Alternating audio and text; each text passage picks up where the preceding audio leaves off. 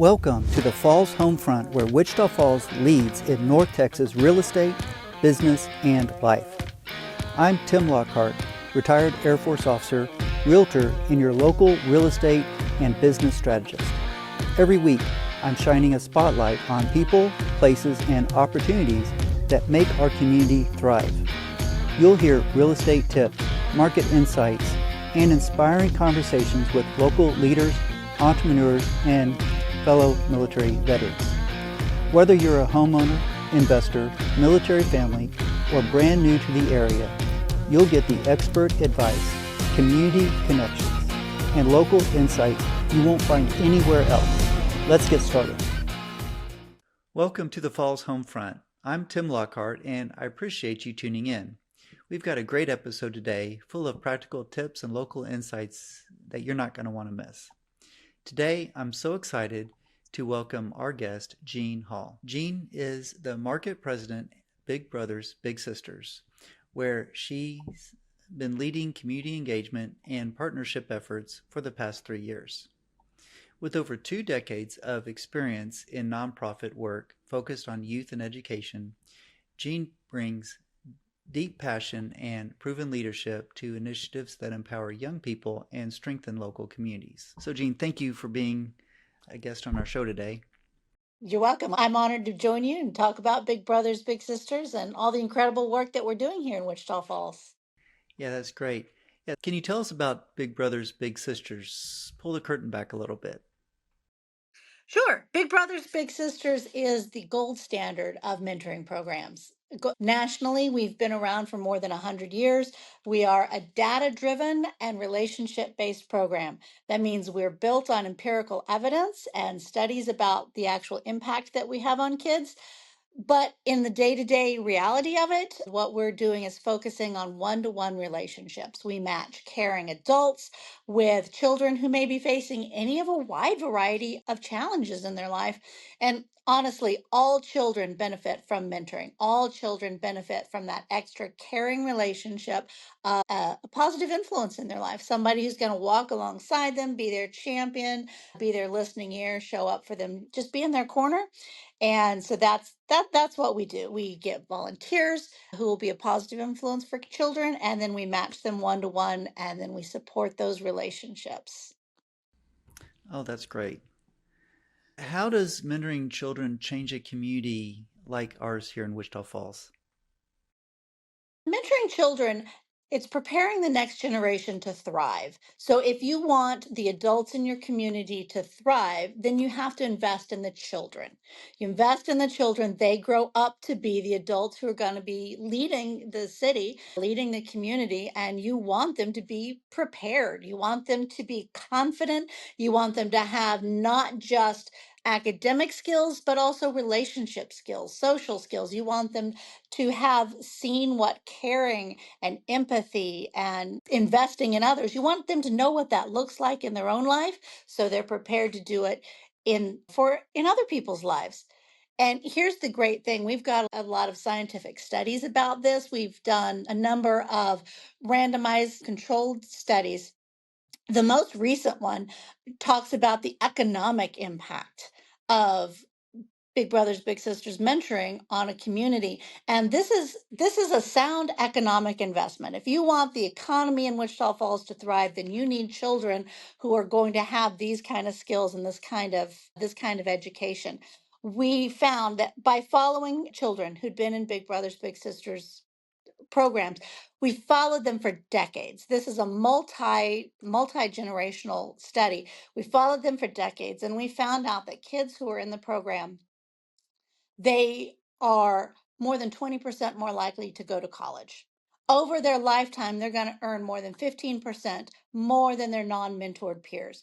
That's the kind of citizenship that you want in your community. You want those people who have seen the value of education, who have set high academic goals for themselves, and who are investing in themselves and then thriving in their own life. So it's an economic investment as well as a person investment.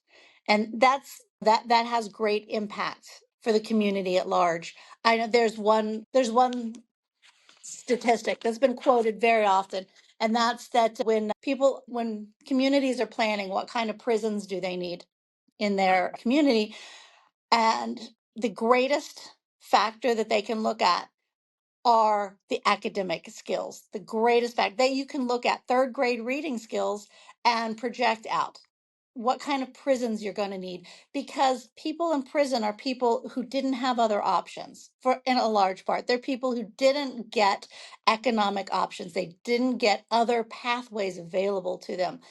Big Brothers Big Sisters was actually founded by a law clerk over 100 years ago who was trying to look for ways to keep kids out of prison. And that was our starting point, and we've grown so much since then into serving the whole child and helping them thrive. But it still has that impact. We are still seeing that kids who've had a mentor, they've had a positive role model in their life, not only they're more likely to stay in school and make better choices, they're less likely to engage in risky behaviors that are going to take them down a risky path. If they're less likely to skip school, they're less likely to try drugs or alcohol, they're less likely to get into a fight.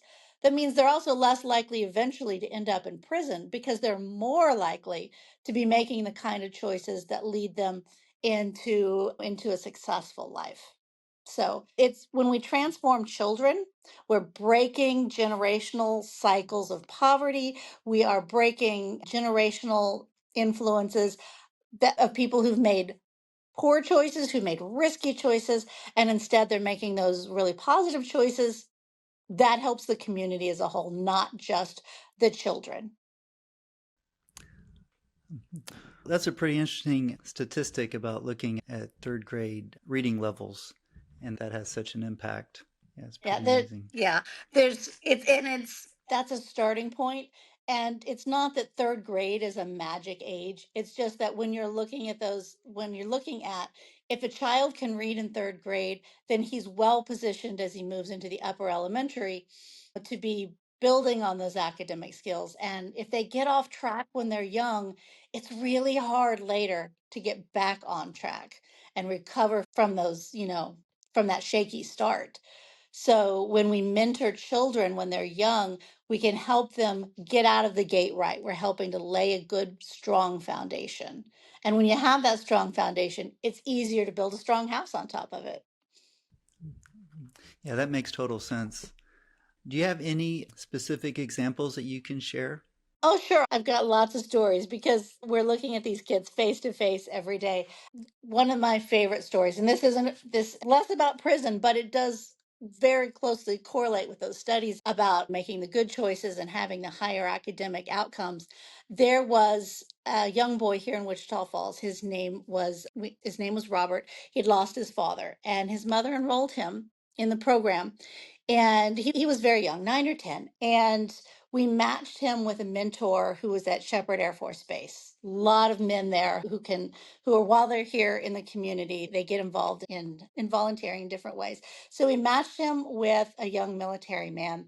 They had this great relationship, and Robert talked about how he got to just be a kid again when he was around him, because it took him out of the grief he was suffering, the isolation, all those challenges that he was having, took him out of that, and it just let him be a kid again. It gave him somebody who was just championing him and taking him to do fun things. Nothing special in particular, just giving him these moments of relaxed, joyful childhood, right? They were matched for a few years, and then Shepherd Air Force Base did what it always does eventually, and they deployed that man, and he got sent to Japan, which is way too far away, right? As far as we were concerned, it had been a successful match. We closed them out of the program, we were done with them, and we just bless and release. We've helped you, we've given you a successful start. Hope you have a great time from here. And we didn't hear from them again until just this last year. His mom called, and she said, "I just wanted to tell you that even though that match closed, they had formed such a great relationship. They really were like big brother and little brother, and they'd stayed in touch all those years. And the big brother had flown in for different milestones.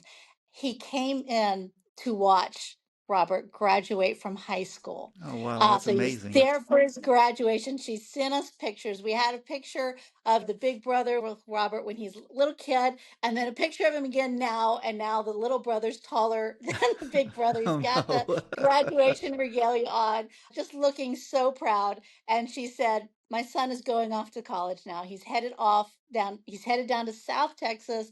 He had gotten into college, and she said, I know that no matter where they live, he's always going to be in his life now because he's a big brother.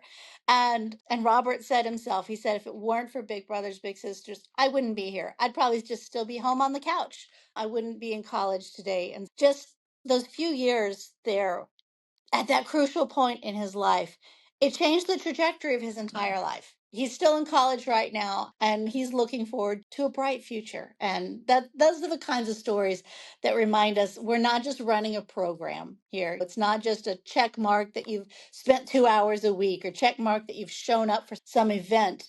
It's building a relationship, and relationships, you just don't know how long they're going to last. They can last a lifetime. That's an amazing story. Yeah, it's great. Stories like that is probably what keeps you going, which keeps you passionate about what you're doing.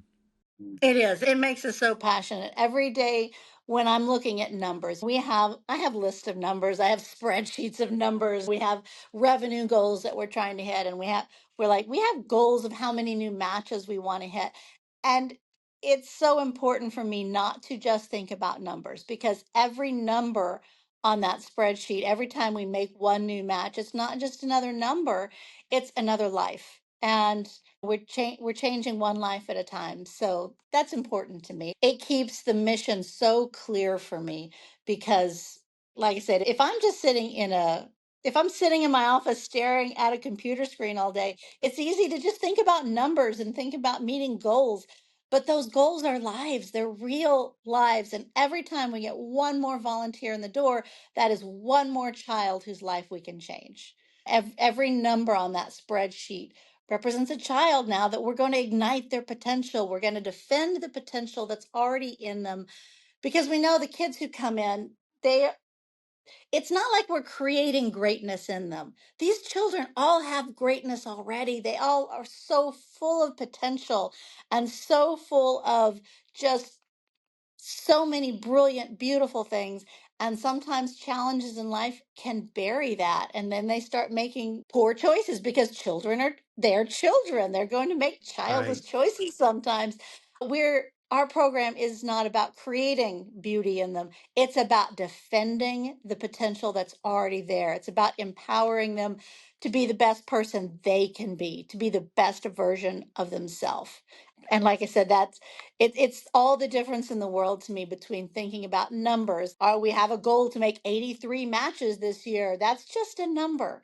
But it's 83 little boys named Robert. It's 83 little girls who have so much intelligence inside of them and so much beauty and so much creativity and so many, yeah, just so many great things inside of them. And we're just here to give them somebody in their corner to listen to and trust, give them that sense of belonging, that sense of confidence that, hey, I'm worth somebody showing up for. And that gives them that confidence to bring out all that greatness that's already inside of them. Oh, that sounds great. Yeah, you mentioned some numbers. What is the need here in this community for children and for volunteers to be big brothers and big sisters? I'll say the need always outweighs the resources. Right now, we have about 40 kids on our waiting list. That shows us that there's a need. That's not indicative of the entire need. Obviously, if I had 40 volunteers walk in today, I could clear my waiting list, and then I could get 40 more children on that list. So there's always a need. There's always another child. When I'm talking to potential volunteers, I like to say, whoever you are, there's another you out there waiting for you to show up. Because some people think, I can't be a volunteer. I don't have whatever special skill they think. Mentor sounds intimidating to some people. Oh, I have to have some special skill. No, you just have to show up and be yourself because there's a child out there who you're exactly who they need. You can show up and we'll find somebody who will match with you. See, we don't just go down the list. Oh, the next volunteer gets the next child on the list. We do intentional matching. We do profiles. We look into personalities, and we're going to set you up for success by matching you with somebody who has some kind of common interest with you, some kind of common experience with you that you can bond over.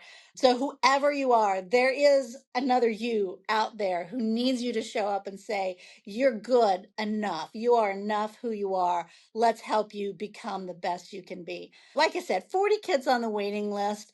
Our goal this year is to serve 176 kids. And that's just based on how many did we serve last year? How many do we think we can increase that by? How much reach can we have? How many resources do we have available? A lot of factors go into that.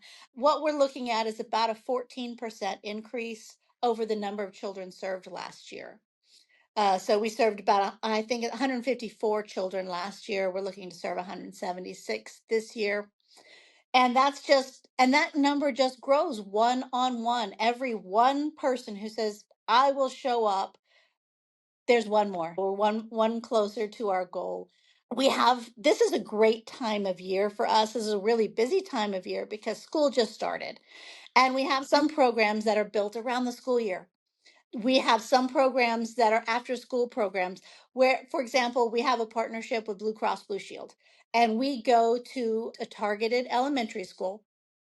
After school, we pick up kids and we take them to Blue Cross Blue Shield where their employees are all waiting. And we have a group of Blue Cross Blue Shield employees who've been matched one to one with these kids. So twice a month, we will go and we'll pick up those kids and we'll take them and where they can meet.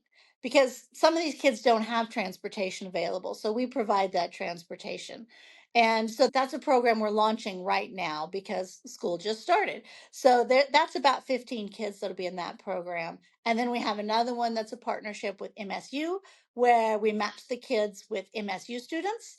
And that one has this double impact of a lot of these children are from families who they've not seen college education modeled. And they may be growing up in Wichita Falls, 2 miles from MSU campus, but they've not been at MSU. They've never thought of themselves as future college students. So when we take them on campus to meet with their mentor, they're not just getting that great relationship of mentoring, they're also getting inspired. They are starting to see themselves as someone who's comfortable on a college campus. They're saying to themselves, my big brother goes to college. I could go to college someday. So we're inspiring that next generation with these academic ambitions. So that's a great program. Oh, that's great. There's That an sounds amazing. And Yeah. also I can see how it's teaching the young college students about community service and starting their adult life giving back and helping people behind them because said everybody needs a mentor, someone ahead of them, and they need somebody at their stage of life, and they also need somebody behind them to help to raise up. I love that you said that. That's one of the most common things we hear from our volunteers is I thought I was joining this program to change a child's life, but it changed mine. Oh, That wow. we hear that all the time because those college students, you're right, this is their first time to start seeing themselves as the adult. They've always been the child or the younger person in that relationship. And now that shift where they're seeing themselves as the mentor instead of the mentee, they're seeing themselves as the adult in the relationship who has something to offer to someone younger.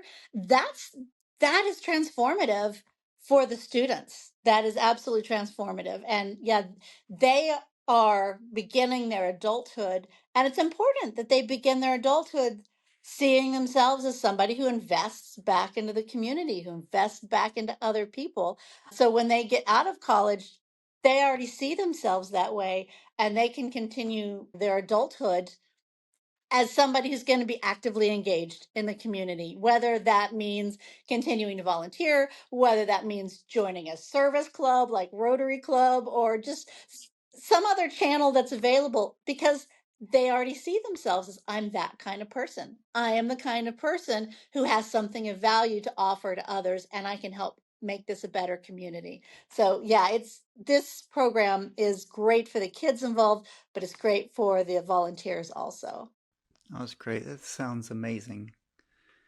One thing about this community that we have a lot of nonprofit organizations. I don't know how many per capita, but I would venture to guess that we have more nonprofits per capita than a lot of other communities do. That's true. That is true. What challenges do you see with the nonprofit community, fundraising, volunteerism, other things like that? Sure. Like you said, we are pretty saturated with nonprofits, and there are a lot of demographics involved in that. Wichita Falls has a fairly low average income, so we have a lot of low income families, and we don't have as many of those super high paying careers available to us that you might find in the Metroplex or other large cities. So that's a double challenge because it means the need is greater, but it also means the pool that we're drawing from to help those in need, there's a lot of competition for that. There are so many nonprofits. If we're all trying to fundraise from the same limited pool of businesses who can give back and of individuals who have the capacity to donate, it it can feel like a lot of competition. It can. And I think the answer to that in a lot of ways is to stay away from the mindset of competition and look more at collaboration. How can we work together? Because if you view the problem as an opportunity instead, suddenly all these other options come up. Because if there are a lot of other nonprofits, that means there are a lot of other people with the same mindset as us. That means there are a lot of people we can partner with and leverage our resources together. That's why a lot of times we want to partner with other nonprofits so that we're both more capable. For example, Big Brothers Big Sisters was looking for a new office recently. We had outgrown our office space. We needed more space. We really wanted somewhere where we would have the room to host events to engage the kids. We didn't have the money for that though. We didn't have the budget. And this was a Rotary Club moment. I was at a Rotary Club meeting and I was talking about that need.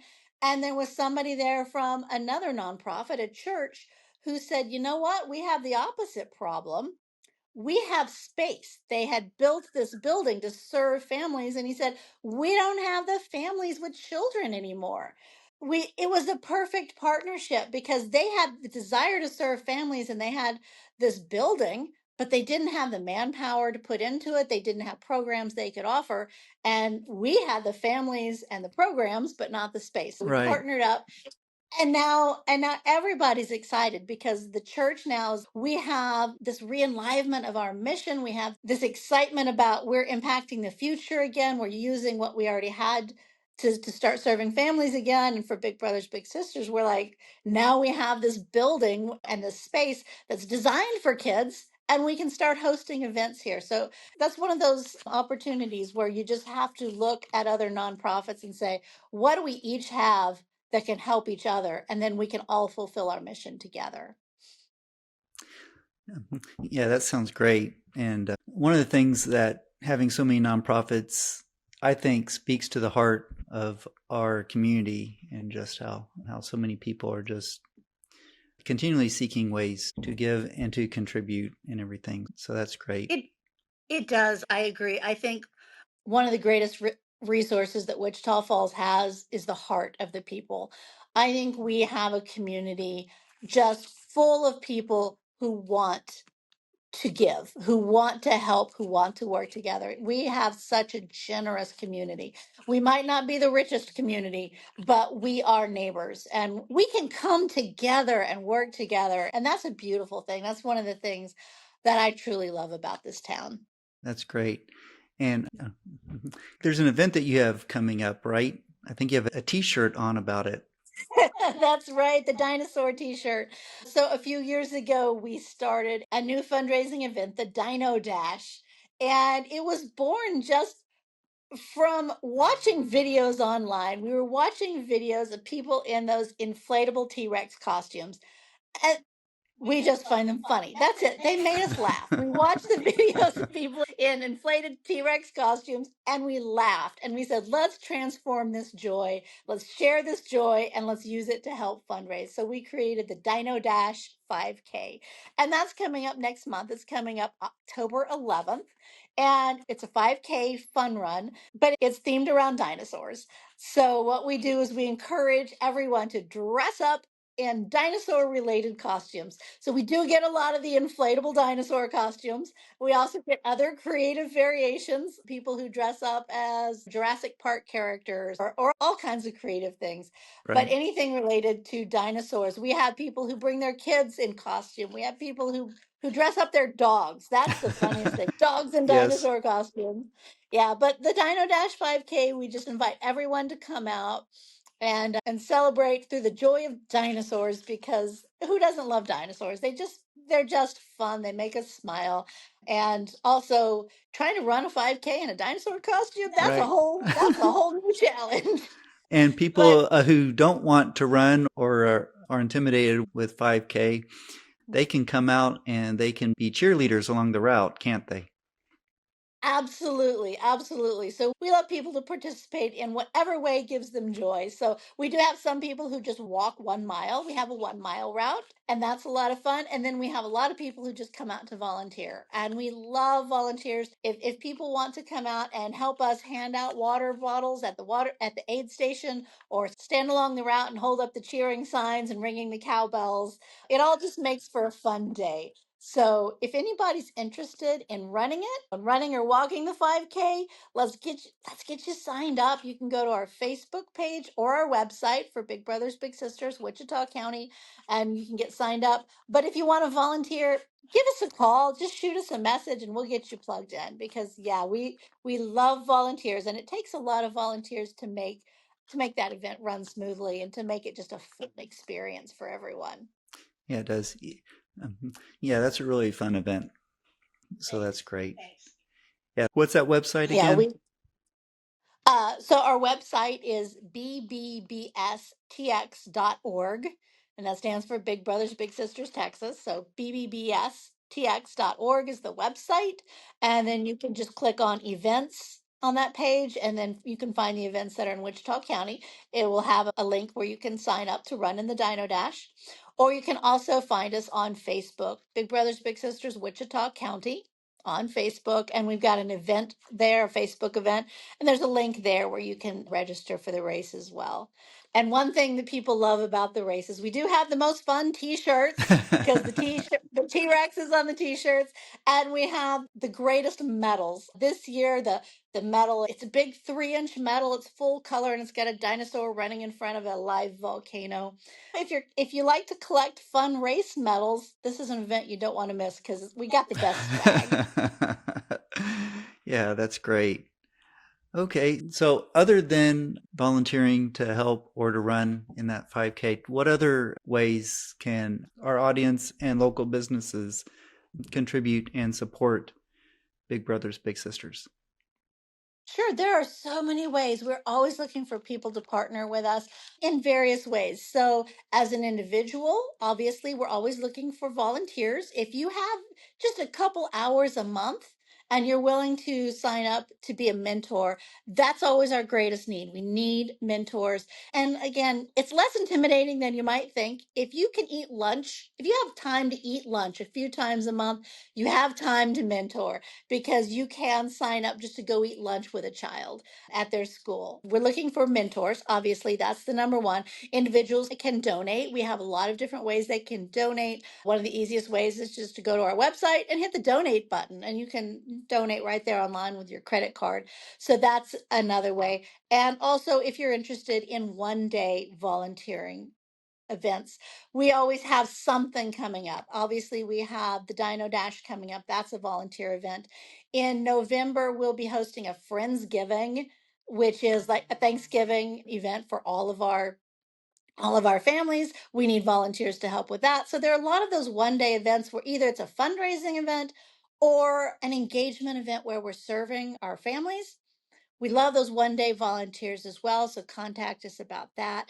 We're always looking for great board members. So if somebody says, you know what, I don't want to mentor, but I believe in the mission, talk to us about board membership, because we've got this really great, fun, active board they have a great time together, and they're always like being really creative, having a great time. Maybe you just want to meet some other like-minded people who also believe in the mission. Talk to us about board service. And then businesses, there are several ways businesses can partner.